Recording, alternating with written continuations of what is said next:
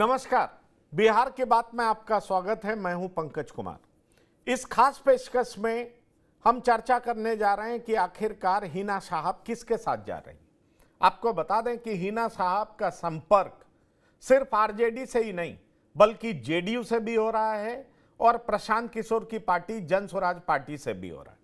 और आप बेहतर जानते हैं कि हिना साहब इंडिपेंडेंट इस बार लोकसभा चुनाव में उतरी थी। दरअसल इंडिपेंडेंट उतरने का मकसद यह था कि कई सारे उनके समर्थक उनके आरजेडी में होने की वजह से उनके साथ नहीं आते थे, इसलिए हिना साहब इस बार इंडिपेंडेंट उतरी। बहुत सारे समर्थक उनके साथ खुल करके आए। वो चुनाव हार जरूर गई, लेकिन उनके आरजेडी के विरोध की वजह से, उनके द्वारा आरजेडी के विरोध की वजह से कई जगह आरजेडी को खासा नुकसान उठाना पड़ा। सिवान में तो आरजेडी हारी ही, सारण भी हार गई, गोपालगंज भी हार गई और जान लीजिए महाराजगंज में भी नुकसान हुआ। तो सवाल यह उठता है कि हिना साहब की मीटिंग जो कल सीक्रेट तौर पर हुई है लालू प्रसाद के साथ, उसका मतलब क्या यह निकाला जाना चाहिए कि हिना साहब आरजेडी में जा रही हैं? मेरे सूत्र तो बता रहे हैं कि हिना साहब आरजेडी में नहीं जाएंगी, लेकिन खबर कई तरह की आ रही है कि हिना साहब आरजेडी में जाएंगी और इसका फायदा विधानसभा चुनाव में मिलेगा। लेकिन हम आपको बताने जा रहे हैं कि दरअसल हिना साहब कहां जाएंगे। हिना साहब की पॉलिटिक्स में कौन सी पार्टी फिट बैठ रहा है जिसकी वजह से उन्हें अपर कास्ट का भी वोट मिलेगा, उन्हें वैसी जातियों का भी वोट मिलेगा जो कि उनके आरजेडी में होने की वजह से उनके साथ नहीं आता है। तो सवाल यह है कि पहले हिना साहब अपने पॉलिटिक्स को सुरक्षित करेंगी या लालू प्रसाद से मिलने के बाद उनका दिल पसीज गया? क्या लालू प्रसाद ने उन्हें राज्यसभा भेजने की गारंटी दे दी? क्या लालू प्रसाद उनके बेटे या उनकी बहू को एमएलसी बनाने की गारंटी दे दी? खबरें कई हैं बाजार में, लेकिन हम आपको हकीकत बताएंगे क्योंकि हमारे साथ जुड़ रहे हैं कुछ मेहमान जिनसे हम आपका परिचय करा दें और हम सीधा सीधा बताएंगे कि आखिरकार लालू प्रसाद क्या करने, माफ करिएगा, हिना साहब क्या करने जा रहे हैं। हमारे साथ जुड़ चुके हैं इंद्रभूषण जी, वरिष्ठ पत्रकार हैं, आपका बहुत बहुत स्वागत है। हमारे साथ डॉक्टर संजय कुमार जुड़ गए हैं, राजनीतिक विश्लेषक, आपका भी बहुत स्वागत है। विनय कुमार जी वरिष्ठ पत्रकार हैं, आपका स्वागत है। और आशुतोष जी, आपका भी बहुत स्वागत है, वरिष्ठ पत्रकार हैं। इंद्रभूषण जी, मैं आपके पास आना चाहूंगा और आपके पास इसलिए भी आना चाहूंगा कि बहुत जोर शोर से प्रचारित किया जा रहा है कि हिना साहब अब आरजेडी में आ जाएंगी, उन्हें राज्यसभा भेजने का आश्वासन दिया जा चुका है। सवाल ये उठता है कि अभी जो 2 सीट पर चुनाव होगा, वो ये 2 सीट तो एनडीए को जाएगा, फिर हिना साहब राज्यसभा में कैसे भेजी जाएंगी? या उनको क्या मिलने जा रहा है जो आरजेडी कैंप में बहुत खुशी है? कई सारे लोग खुश हो रहे हैं, कह रहे हैं कि हिना साहब की वापसी हो रही है सिवान में और इसका फायदा विधानसभा चुनाव में जोरदार तरीके से मिलेगा। देखिए, रुपौली के परिणाम के बाद, रुपौली उपचुनाव के परिणाम के बाद राजद में अंदर ही अंदर जो अकलियत के नेता हैं वो पूरा दबाव बनाए हुए थे लालू जी पर कि आप इधर सारण और चंपारण के इलाके में बहुत प्रभाव वाले शहाबुद्दीन परिवार का बहुत परिवार है, उनको पार्टी में आप लाएं। सिद्दीकी जी कई बार ये बात कह चुके थे और ये पिछला लोकसभा चुनाव भी जो परिणाम आया उसमें आप देख सकते हैं कैसे राजद के उम्मीदवार तीसरे पर चले गए और वो दूसरे पे आ गए। उसका असर बगल के सीटों पर भी पड़ा। उसके पहले गोपालगंज जो उपचुनाव हुआ था उसमें भी हिना साहब का असर पड़ा, राजद कैंडिडेट हारा। इन सबको देखते हुए अब अगले विधानसभा चुनाव को देखते हुए लालू प्रसाद और तेजस्वी यादव जी प्रयास कर रहे हैं कि वही हिना पार्टी में फिर से जुड़ जाए, ताकि जो मुस्लिम वोटों में जो क्षरण की संभावना है, अभी क्षरण हो रही है, अभी तो थोड़ा थोड़ा टूट फूट हो रहा है, जो क्षरण की संभावना उसको रोका जा सके। उसी के तहत कल रात में बिना किसी को बताए पिता पुत्र जो सिवान के एमएलसी हैं विनोद जायसवाल जी, उनके आवास पर गए। हिना साहब से बात हुई, लेकिन जो हम लोग जो बातें छन के आई है अभी तक बहुत सकारात्मक उसमें कोई मैसेज नहीं मिला। लेकिन बात यही है, ये सब कवायद हो रहा है अगले विधानसभा चुनाव को देखते हुए, क्योंकि अभी जो भी सीटें खाली हो रही उसमें राजद कहीं नहीं है, चाहे वो राज्यसभा हो या जो भी विधान परिषद हुआ है, उसमें राजद को कोटे को कहीं राजद कोटे से कहीं सीट नहीं मिलने जा रही। एग्जैक्टली ये बिल्कुल यही तो महत्वपूर्ण बात है। सवाल ये उठ रहा है कि हिना साहब ने एक लाइन ली राजनीति करने की कि वो इंडिपेंडेंट खड़ी होंगी, और इंडिपेंडेंट खड़ी होंगी तो उनके साथ उनके समर्थक आए। दरअसल सिवान में लड़ाई तो सीपीआई-एमएल के साथ होती है, और सीपीआई-एमएल के साथ लड़ाई उनके पति की भी होती रही है, और कॉमरेड चंद्रशेखर की हत्या में उनके पति का नाम भी था।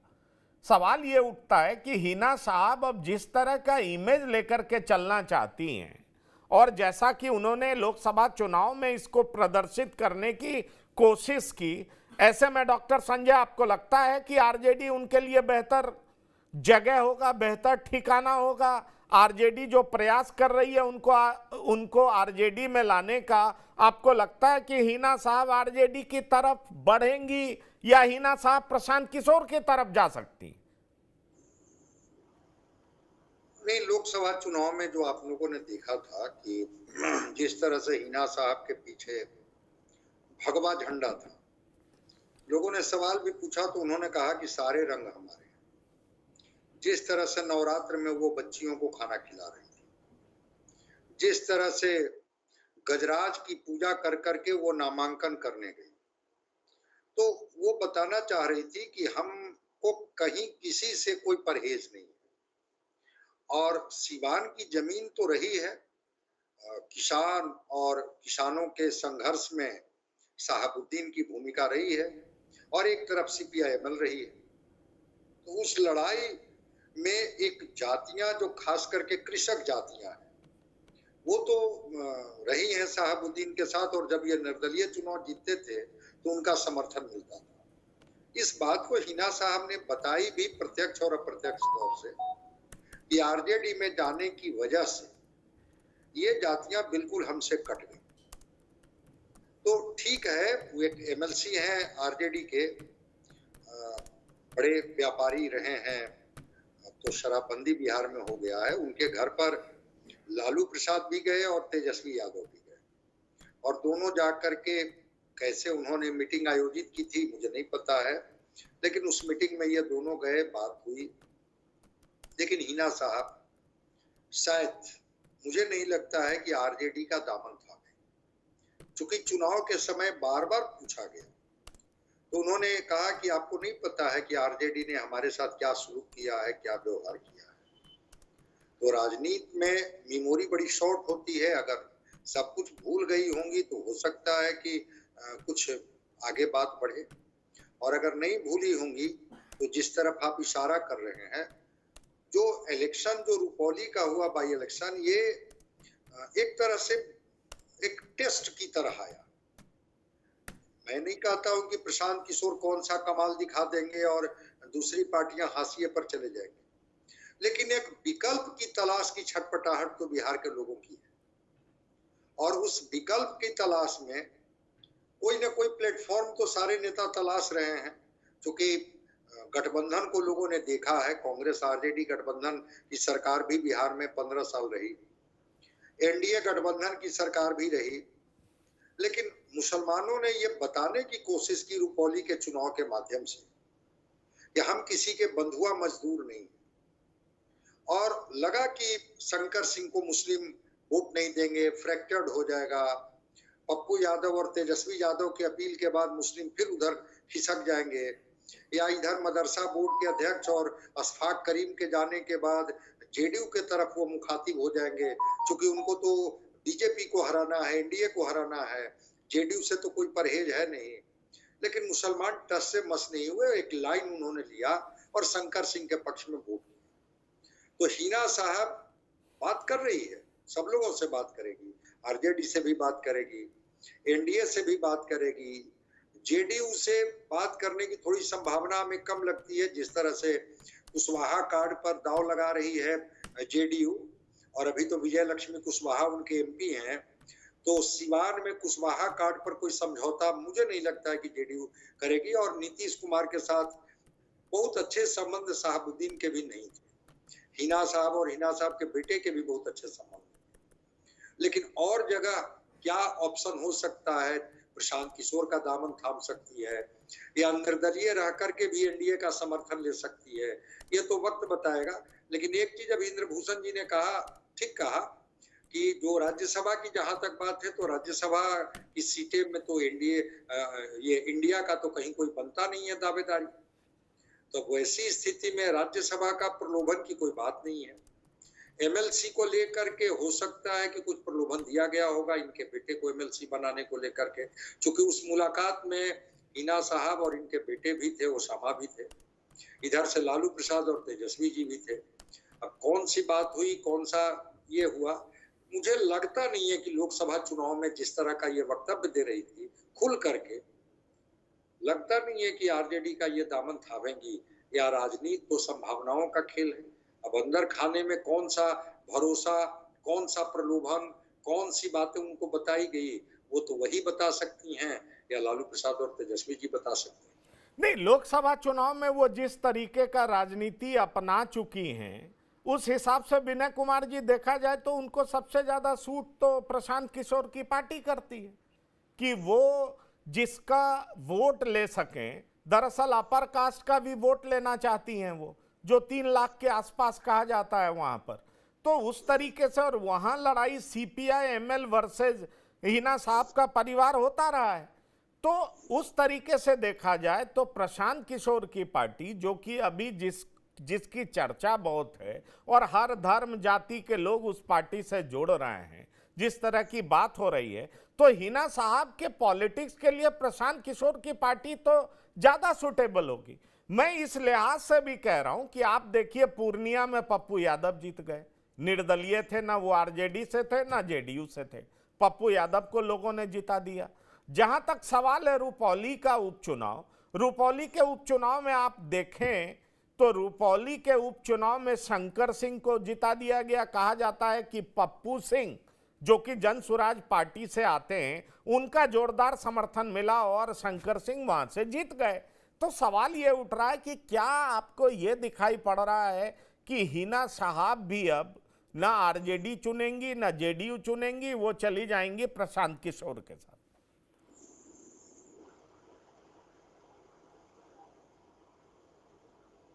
अनम्यूट कर लीजिए, अनम्यूट कर लीजिए। दो चीज समझिए, हिना साहब का संबंध और उनका संपर्क कई दलों के साथ, जदयू में भी बांका के जो सांसद है गिरधारी यादव, उनसे उनके परिवार का बहुत पुराना रिश्ता रहा है। शहाबुद्दीन के निकट मित्र के रूप में गिरधारी यादव जाने जाते हैं, और गिरधारी यादव वगैरह भी चाहते होंगे कि जरूर जदयू के संपर्क में भी हिना साहब आए। देने की जो स्थिति है आज की तारीख में बिहार में, केवल एनडीए किसी को कुछ दे सकता है तत्काल। 25 के चुनाव में जो शेड्यूल है, उस समय तो सारी पार्टियां अपने अपने लोगों को टिकट देगी, लेकिन आज अगर कहिएगा, आज तत्काल अगर कहिएगा या इस वर्ष कोई कहिएगा, तो केवल और केवल एनडीए दे सकती है। आज भी पार्लियामेंट में जिस तरह से विधेयक का ललन सिंह जी ने समर्थन किया, वो दर्शाता है कि जदयू और बीजेपी का गठबंधन एक तरह से परमानेंट गठबंधन बिहार में हो। तो जब ये गठबंधन है तो इसकी एक बड़ी ताकत है, मुख्यमंत्री के रूप में नीतीश कुमार का चेहरा है। तो हिना साहब को कुछ समर्थक ये भी सलाह देते हैं कि आप जदयू से भी जुड़ सकते हैं। खास करके इनके जो मित्र हैं गिरधारी यादव, शहाबुद्दीन के बहुत करीबी रहे हैं। लेकिन हिना साहब को तय करना है। आज भी जो कटता है वो कटता बहुत खत्म नहीं हुआ आरजेडी के साथ उनका, क्योंकि शहाबुद्दीन की बड़ी भूमिका रही है 2000 में फिर से राबड़ी देवी की सरकार बनाने में। उसके भी पहले भी वो सरकार को पुरजोर समर्थन करते रहे, लेकिन शहाबुद्दीन के निधन के बाद जिस तरह से उस परिवार की उपेक्षा हुई, कहीं न कहीं उसकी पीड़ा हिना साहब को है, आज भी है।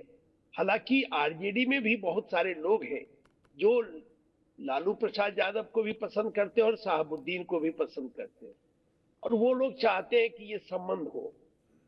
लेकिन जो बैठक हुई वो हिना साहब चाहती, जो रिश्ता रहा है शहाबुद्दीन साहब का आरजे लालू प्रसाद यादव जी के साथ, तो वो जा सकते थे, लालू प्रसाद जी के यहाँ जा सकती थी, लेकिन वो नहीं गई। वो एक एमएलसी विनोद जायसवाल के घर पर गई और वहां पर लालू प्रसाद यादव और तेजस्वी यादव आए। लालू प्रसाद यादव भी इन चीजों को समझ रहे हैं कि जो आगे आने वाली लड़ाई है बिहार विधानसभा की, बहुत कठिन लड़ाई है, और इस कठिन लड़ाई में जो इनके छूटे हुए लोग हैं उनको लाने की बात हो रही है। कई ऐसे नेता जो किसी न किसी कारण से आरजेडी से रुस कर चले गए, तो उनको भी मनाने की बात चल रही कि उनको भी वापस लाया जाए, जिनकी जहां ताकत है। जैसे देवेंद्र यादव है झंझारपुर के इलाके में, उनकी ताकत है। तो ऐसे लोग जो चले गए हैं उनको भी, उनकी भी वापसी हो, इस पर भी चर्चा आरजेडी के अंदर हो रही। और मुझे लगता है कि अभी भी हिना साहब को बहुत निर्णय लेने की स्थिति में है। हाँ, ये जरूर बात है कि आरजेडी में कई लोग हैं जो चाहते हैं कि हिना साहब और लालू जी का संबंध बने, जो चाहते हैं कि अगर ये संबंध बनेगा तो उत्तर बिहार में, खास करके गोपालगंज से पहले भी जो गोपालगंज में उपचुनाव हुआ था उसमें आरजेडी के हार का कारण हिना साहब को माना जा रहा था, वहां मुस्लिम लोगों ने समर्थन दिया नहीं। तो वो जो इलाका है गोपालगंज से लेके सीवान से लेके छपरा का, उस इलाके में हिना साहब या साहबुद्दीन की बड़ी भूमिका रही है, उस परिवार का एक महत्व रहा है, और लोग उनको पसंद करते रहे, जिन कारणों से करें लेकिन पसंद करते रहे। और यही इलाका लालू प्रसाद जी का रहा है। लालू प्रसाद जी भी गोपालगंज के रहने वाले मूल रूप से है, हालांकि उन्होंने गोपालगंज में कभी राजनीति की नहीं। वो एमपी रहे, छपरा से पहली बार हुए थे, जो बाद में सारण लोकसभा क्षेत्र बना, और फिर राघोपुर से भी विधायक बने, दानापुर से भी विधायक बने लालू जी। राबड़ी जी भी इसी तरह का उनका भी दौर चलता रहा। फिर मधेपुरा से भी लालू जी गए, लेकिन कभी गोपालगंज से वो विधायक और एमपी। लेकिन उस इलाके में जो सीवान का पुराना इलाका है, बाद में गोपालगंज जिला बना था, सीवान को अगर पुराना जिला के संदर्भ में आप देखेंगे तो इस जिले में साहबुद्दीन की एक पहचान रही है, और माले के खिलाफ ये लड़ते रहे लगातार। तो माले के खिलाफ जो लड़ने के कारण, इनके माले के खिलाफ जो लोग थे वो साहबुद्दीन के पक्ष में दिखाई पड़ते थे, और लंबे समय तक साहबुद्दीन इस कारण जीतते रहे। नहीं, साहबुद्दीन इस कारण जीतते रहे वो तो सही बात है, लेकिन सवाल ये उठता है आशुतोष जी, जो एक बात बहुत साफ दिखाई पड़ता है कि आज भी आप देखें तो संसद में वक्फ संशोधन अधिनियम जो लाया गया है, और उसमें जेडीयू ने साफ अपना स्टैंड क्लियर कर दिया कि भाई एक संस्था में पारदर्शिता के लिए ये कानून में संशोधन लाया जा रहा है और इसका विरोध नहीं होना चाहिए। लेकिन तमाम ऐसी पार्टियां जो मुस्लिम्स की हिमायती कहती हैं अपने आप को, वो इसका विरोध कर रही हैं।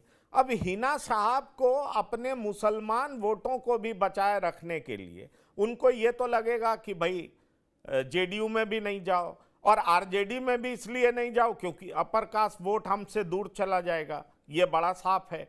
ऐसे में आपको नहीं लगता कि हिना साहब ये सोच रही होंगी कि क्यों नहीं हम प्रशांत किशोर के साथ जा करके एक बेहतर विकल्प के रूप में और एक बड़े नेता के रूप में अपने इलाके में प्रोजेक्ट हो?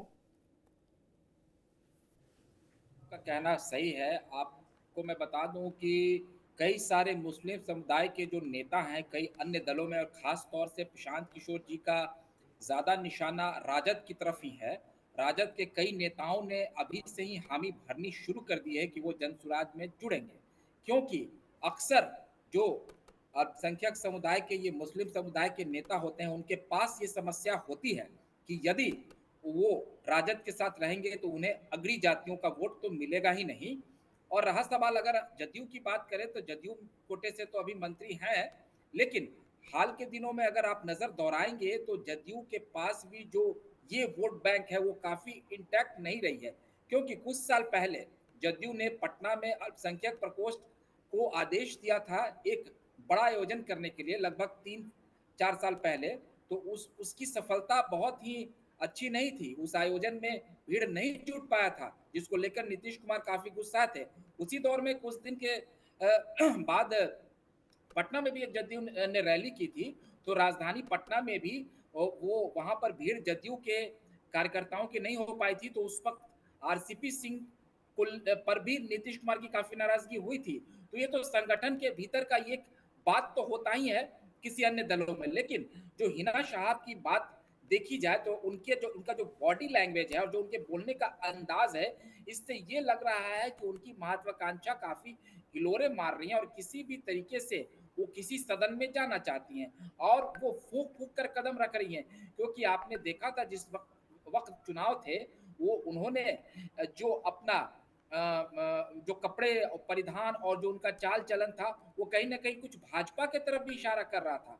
और उनके साथ कुछ कार्यकर्ता ऐसे थे जो विभिन्न दलों के कुछ उनके जो कार्यकर्ता थे, कुछ कार्यकर्ताओं ने ऐसा भी बताया कि जल्द ही एक मुस्लिम कम्युनिटी अपना एक बड़ा संगठन भी बना सकती है, एक पार्टी बनाने की ओर वो लोग अग्रसर हैं जिसमें हिना शहाब की भी भूमिका अग्रणी रहेगी। लेकिन ऐसा होता अभी निकट भविष्य में नहीं दिख रहा है, क्योंकि एक खास इलाके में ही आप राजनीति नहीं कर सकते हैं। आपको पूरे बिहार में राजनीति करने के लिए बहुत तरह की चीजों को देखना पड़ेगा और विभिन्न जातियों का तालमेल लेकर चलना होगा। लेकिन ये बात तो तय है कि लालू परिवार के पास अभी भी अल्पसंख्यक समुदाय की बड़ी चाबी है, क्योंकि जब सामने भाजपा होती है और उनके सामने एक बहुत बड़ा जो आप कह सकते हैं चैलेंज दिखता है, जो मुस्लिम समुदाय के जो वोटर्स होते हैं और उनको जब नहीं, डर सताता है, वो तो बिल्कुल उनके बिल्कुल लिए आप ठीक कह रहे हैं, लेकिन एक बड़ा चैलेंज तो प्रशांत किशोर भी पोज कर रहे हैं। सबसे बड़ी बात यह है इंद्रभूषण जी कि रुपौली में मुस्लिम समुदाय तो आरजेडी के पक्ष में आया नहीं, पूर्णिया लोकसभा चुनाव में मुस्लिम समुदाय तो आरजेडी के पक्ष में आया नहीं। अब सवाल ये उठ रहा है कि जहां भी मुस्लिम समुदाय को एक विकल्प देखा वहां पर मुस्लिम समुदाय ने आरजेडी का साथ छोड़ा है, इस बात से हम इनकार नहीं कर सकते।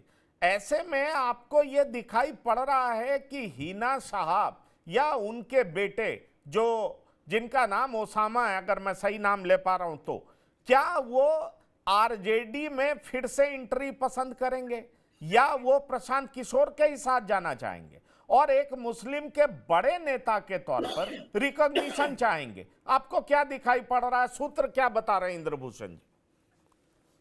देखिए अभी क्या है, अभी उनके जो समर्थक हैं अभी पिछले लोकसभा चुनाव से जो लोग जुड़े हैं उनमें ज्यादातर सवर्ण लोग हैं जो उनकी ताकत हैं। पहले भी उनकी ताकत रहे हैं, मोहम्मद शहाबुद्दीन के भी साथ वही लोग रहे हैं जो उनका दबदबा था वो बढ़ाने में या जो भी उनका ऑपरेशन था। तो उनके साथ सवर्ण लोग अभी पिछले लोकसभा चुनाव में कुछ बहुत बढ़ चढ़ के काम भी किए और उसका फायदा भी उनको मिला कि वो।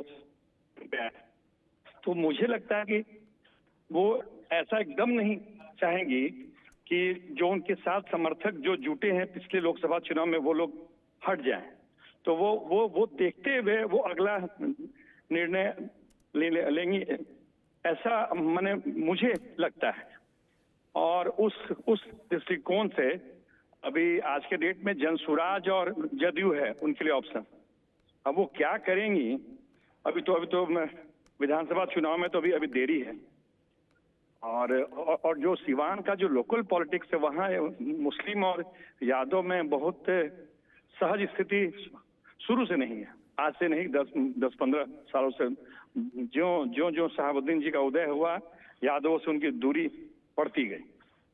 तो मुझे नहीं लगता है कि वो राजद में अभी जाएंगे। लेकिन ये लोग चूंकि उनका दबदबा है शहाबुद्दीन के परिवार का, छपरा, सिवान, गोपालगंज, पूर्वी चंपारण, पश्चिमी चंपारण, शिवहर, इन 6-7 जिलों में दबदबा है। जो अपने बेटा की शादी की हैं, बेटी की शादी की हैं चंपारण के, वो भी वहाँ के बड़े लोग हैं, उनका वहाँ दबदबा है।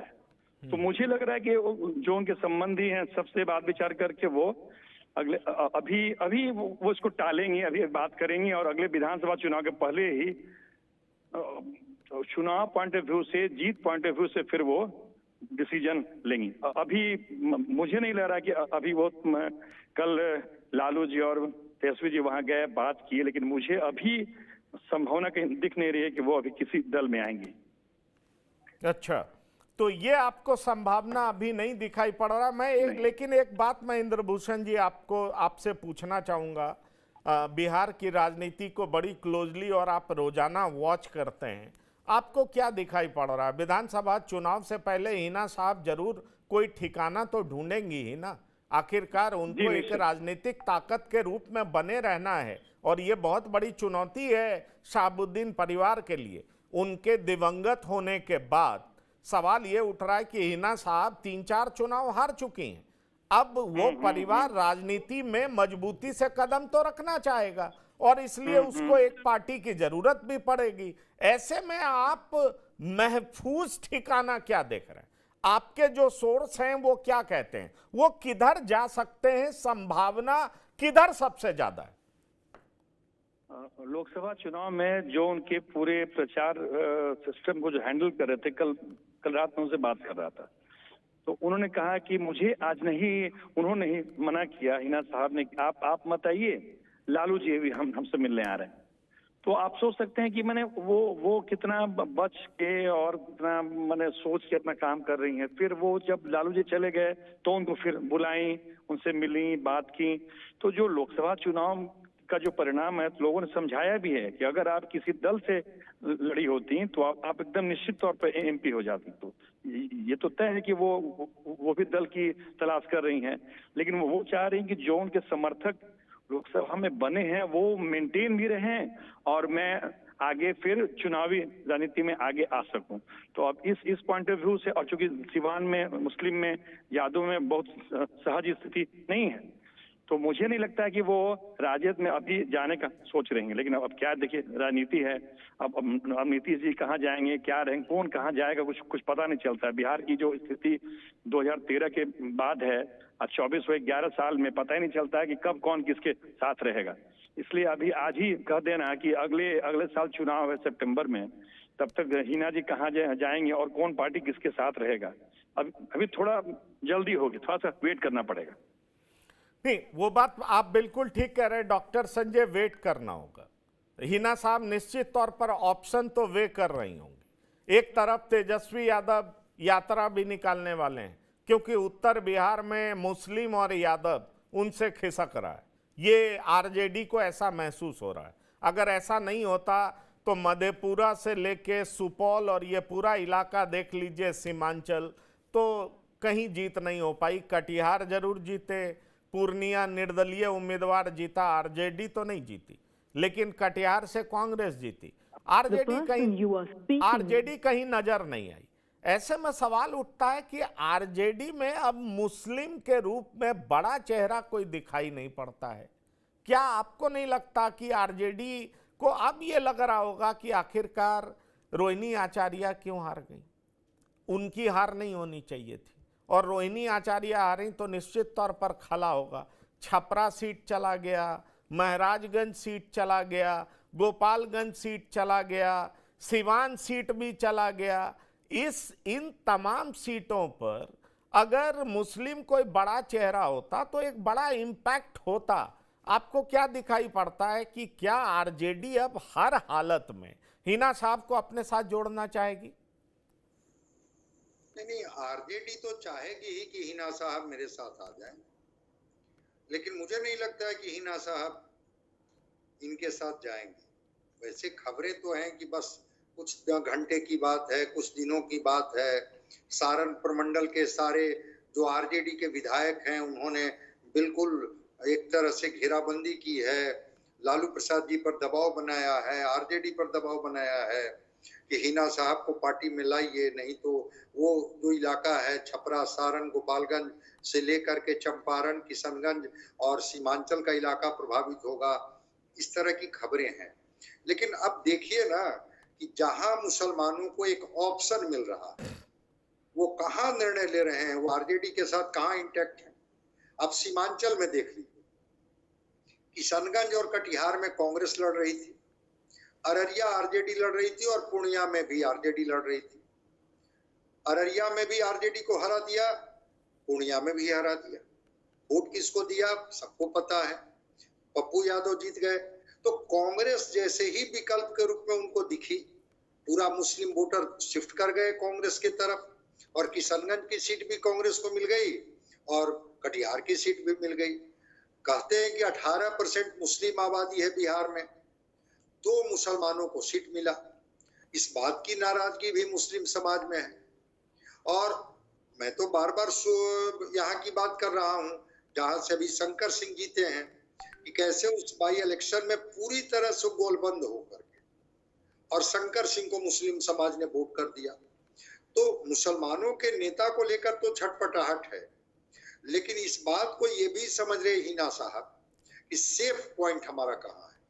सिवान में आरजेडी तीसरे नंबर पर चली गई और जब तक हिना साहब शहाबुद्दीन जब से जेल में गए 2009 का चुनाव लड़ी हार गई, 14 का चुनाव लड़ी हार गई, 19 का चुनाव लड़ी हार गई, 24 का चुनाव लड़ी हार गई।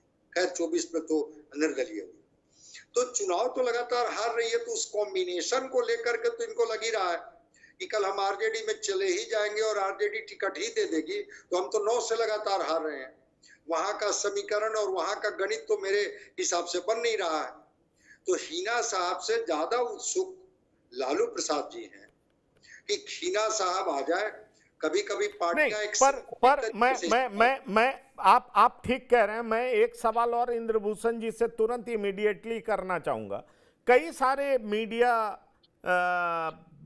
इंस्टीट्यूशंस हैं, अखबार है, यूट्यूब है, वो साफ साफ लिख रहा है कि हिना साहब आरजेडी में आ चुकी हैं, डील पक्की हो गई है। जबकि मैंने भी अभी प्रोग्राम से पहले बात करने की कोशिश की जो उनके कुछ करीबी हैं, क्योंकि चुनाव में मैं भी गया था सिवान में, तो वो लोग कह रहे हैं कि हिना साहब आरजेडी नहीं जाएंगी।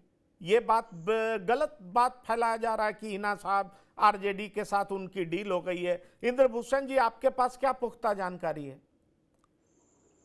देखिए क्या है ना कि हम लोग को यूट्यूब की तरह लाइक्स नहीं लेना है। जो यूट्यूबर लोग हैं उन लोग को लाइक्स चाहिए, उन लोग को जो जो जो उसका व्यापारिक संबंध आप समझ ही रहे हैं। हाँ। हम लोग तो जो जब तक बात बहुत क्लियर नहीं होगी तब तक आदमी कैसे कर देगा। कल रात में उनकी व्यक्ति से बात हुई, सुबह हम बात किए हैं, हिना साहब से भी एक दो मिनट के लिए बात हुई।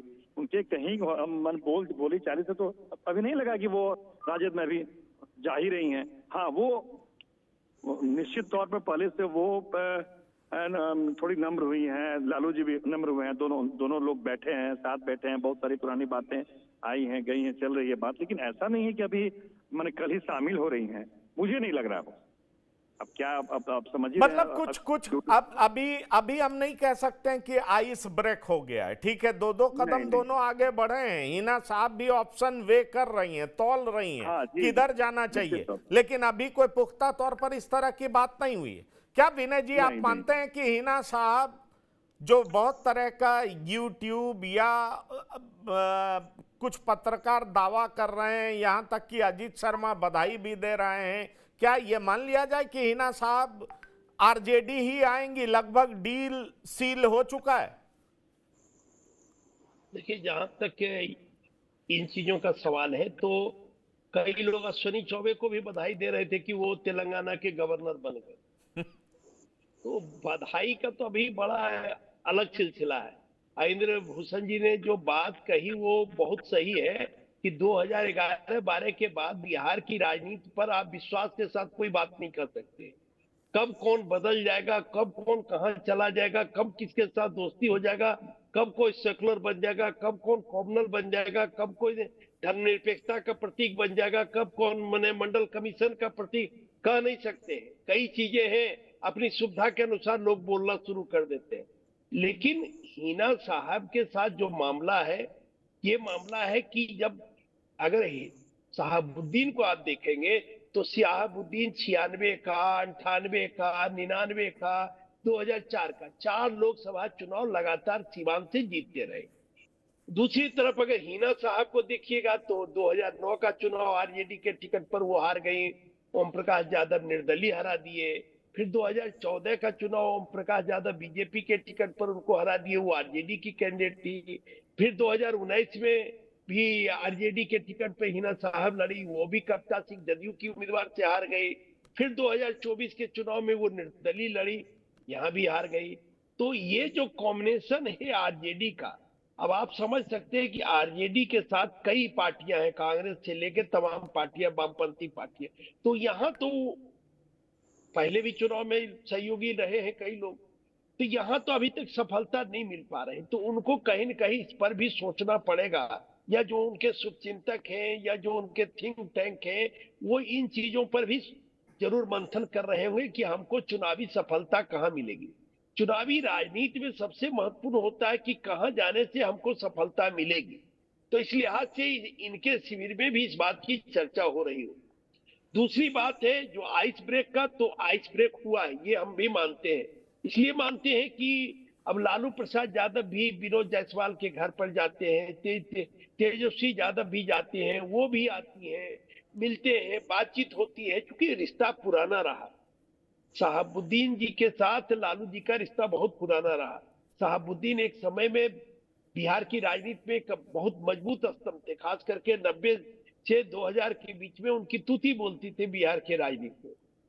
जो लोग विधानसभा कवर, हम लोग विधानसभा उस समय वहां कवर करते थे बिहार विधानसभा, तो हम लोग देखे हैं कि उस समय और तमाम दलों में शहाबुद्दीन के आदमी थे। सबसे आश्चर्य ये बात था कि दूसरे दल में समता पार्टी के उस समय उमा शंकर सिंह विधायक दल के नेता हुआ करते थे, बाद में उपेंद्र कुशवाहा बने। उमा शंकर सिंह से भी बहुत गहरा रिश्ता था शहाबुद्दीन का। कई दलों के लोगों से उनके व्यक्तिगत रिश्ते रहे, और शहाबुद्दीन बाहर से जितना खराब लगते थे, अंदर से जो मिलने जाता था उनसे वो प्रभावित होकर आता था। कुछ ऐसी उनमें शक्ति थी या एक तरह से सम्मोहन का था कि वो प्रभावित होकर आता था।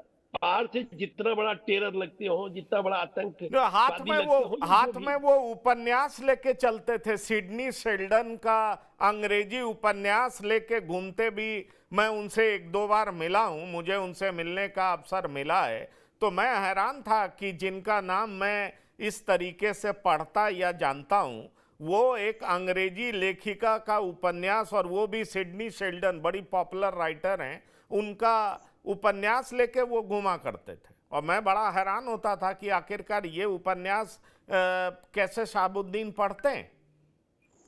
नहीं, देखिए ऐसे जो लोग होते हैं, चाहे आनंद मोहन वगैरह हैं, आप देखिए कि कितना ज्ञान अर्जित किए हैं जेल में रह, किताब तक लिखने का उन्होंने काम किया। पप्पू यादव से अगर बात करिएगा तो लगेगा कितनी जानकारी उनके पास है।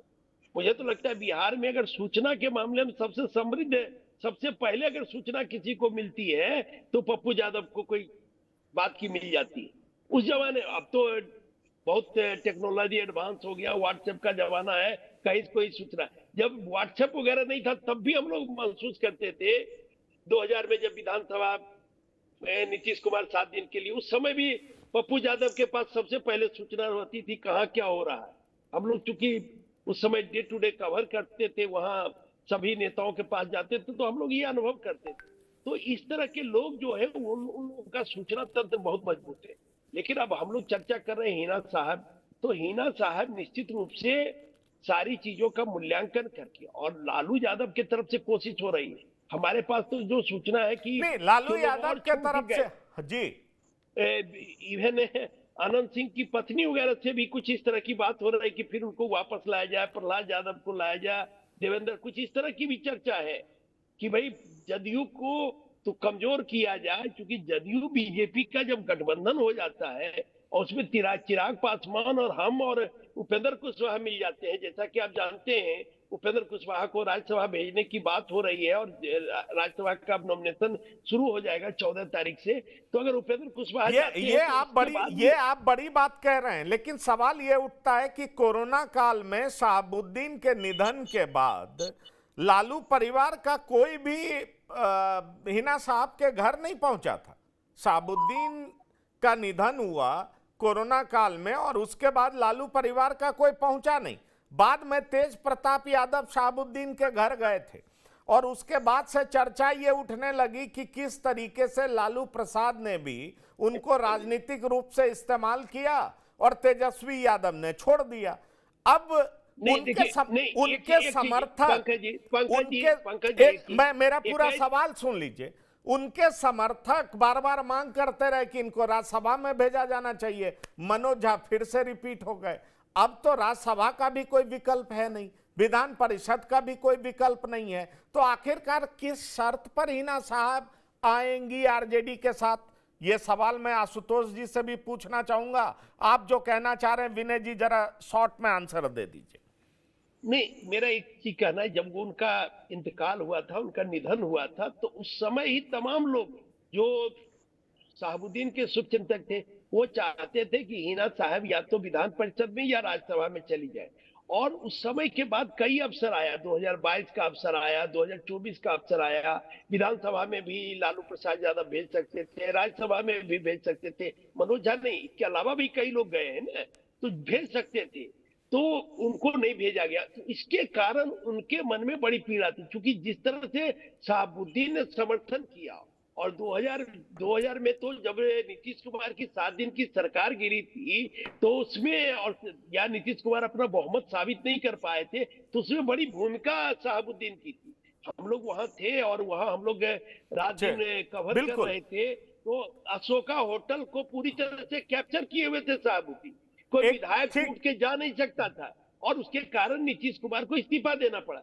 कहीं न ठीक है। कहीं नीतीश कुमार के मन में भी ये पीड़ा रही कि बिल्कुल हमको बिल्कुल 7 दिन के नीतीश बाद कुमार छोड़ना के पड़ा। मन में तो कई वजहों से पीड़ा होगी। उन्होंने परिस्थितियों का मुख्यमंत्री भी कहा था। आशुतोष जी, क्या आपको नहीं लगता कि ये सारी ऐसी पुरानी बातें हैं जो राजनीति में बहुत मायने नहीं रखती हैं? लेकिन सवाल ये उठता है कि हिना साहब के जो समर्थक हैं बड़ी संख्या में, उनमें नाराजगी नहीं होगी अगर लालू प्रसाद के साथ हिना साहब चली जाती हैं तो? क्योंकि सबसे पहले अपने गढ़ में वो मजबूत तो होना चाहेंगी, जो उनके समर्थक हैं उनके साथ ही रहना चाहेंगी। क्योंकि अगर आप सिवान की बात करें तो वहाँ मुस्लिम्स और यादवों के बीच में बहुत सहज संबंध तो है नहीं। वहाँ सीपीआई एमएल वर्सेस हिना साहब का परिवार जिस तरीके से लड़ता रहा है, उसके बावजूद क्या आपको कोई गुंजाइश दिखाई पड़ती है कि हिना साहब को अगर फिर भी कुछ ऑफर किया जाए आरजेडी के तरफ से तो हिना साहब चली जाएंगी?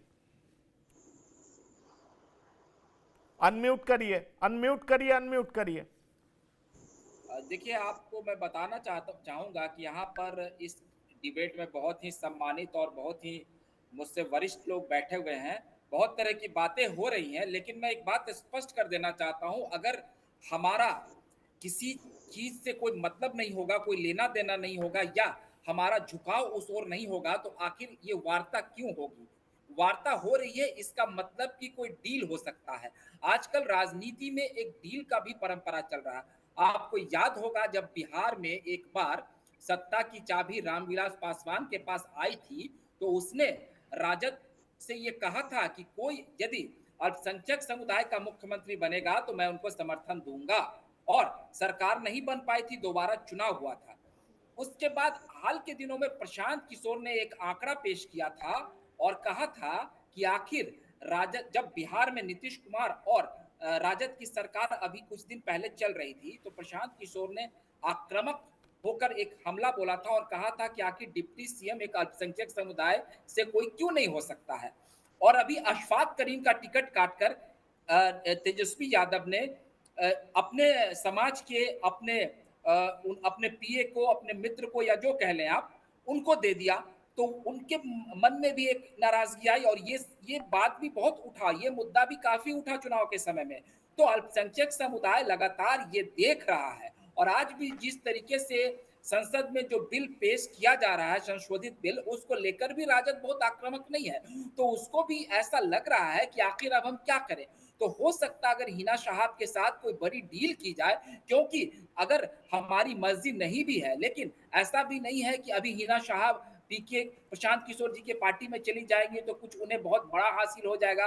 और उन्होंने चुनाव के दौरान जिस तरीके से भगवा वस्त्र पहना था, जिस तरीके से कुंवारी कन्याओं को भोजन कराया था, या वो सवर्ण समुदाय की बात कर रही है, तो मैं 100% ये बात कह सकता हूं कि उनका झुकाव भाजपा की तरफ होगा, क्योंकि कोई भी शख्स जो होता है उसके लिए सत्ता बहुत प्यारी होती है, चाहे सत्ता जैसे भी आ जाए। आपने देखा बिहार के माननीय मुख्यमंत्री ने कई बार पाला बदला, राजद जिसके खिलाफ संघर्ष कर कर वो सत्ता में आए, उनके साथ चले गए। तो क्या ये संभावना नहीं हो सकती है कि हिना साहब को ऐसा लगता होगा कि अगर मैं भाजपा में चली जाती तो वो सारी बातें ठीक है। एक मैं क्विक आंसर चाहूंगा इंद्रभूषण जी, क्या आपको लगता है आरजेडी के पास कुछ देने के लिए है क्या, जो हिना साहब उनके साथ चली जाएं? कुछ लग रहा है आपको देने के लिए है उनके पास?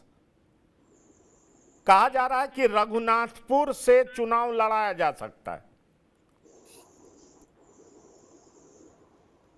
इन जी हेलो। हिना साहब को कुछ देने के लिए आरजेडी के पास है क्या? देखिए, हिना साहब को आप वैसे देखें कि हिना साहब 4-5 जिलों के मुस्लिम युवाओं का और मुस्लिम वोटरों का प्रतिनिधित्व करती हैं, तो राजद का है कि तो बहुत कुछ दे सकती है।